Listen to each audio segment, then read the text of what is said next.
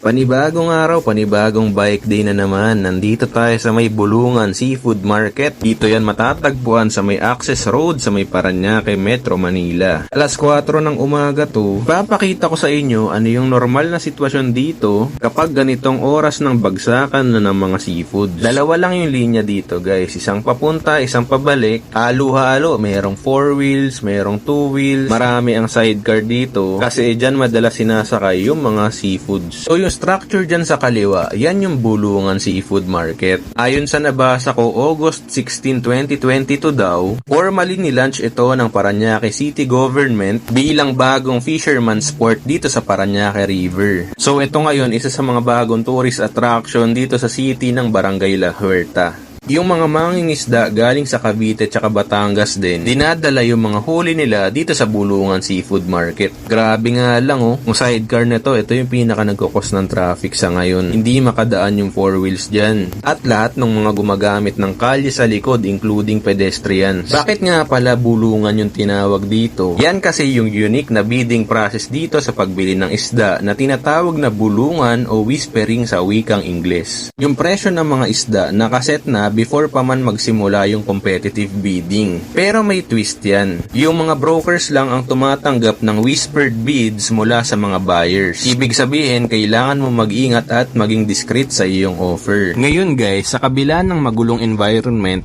yung noise dito, yung slippery pavements, makikita mo pa rin na everything na naka-display dito sa market ay super fresh. Kung gusto mong makuha yung pinakamagandang huli, i-ensure mong magising ka ng maaga. Dito guys, yung mga early birds, sila yung may advantage para makapili ng pinakasariwa at pinakamagandang seafood. Yung mga tao dito, mula sa buyers hanggang sa mga vendors, ginagawa yung lahat para makuha yung best deals at makuha yung top quality na seafood. Pagdating ng hating gabi, medyo nagsisimula ng humupa yung chaos dito sa market. Maraming pick-up vehicles dito. Usually, nagre-ready yung mga yun para sa long drive papunta sa iba't ibang parte ng Luzon, dala-dala yung mga seafood galing dito. Ngayon lang talaga grabing traffic. Bukod dun sa isang nakita nyong nakaharang na sidecar na mukhang busy pa rin sa pagbibid kaya hindi makadaan yung ibang motorista, dito rin sa kabilang side kahit bike na ako, hirap na hirap akong sumingit dahil may nakita akong isang L300 na nag-counterflow, hinarangan yung isang buong linya, hindi tuloy magkasya yung mga sidecar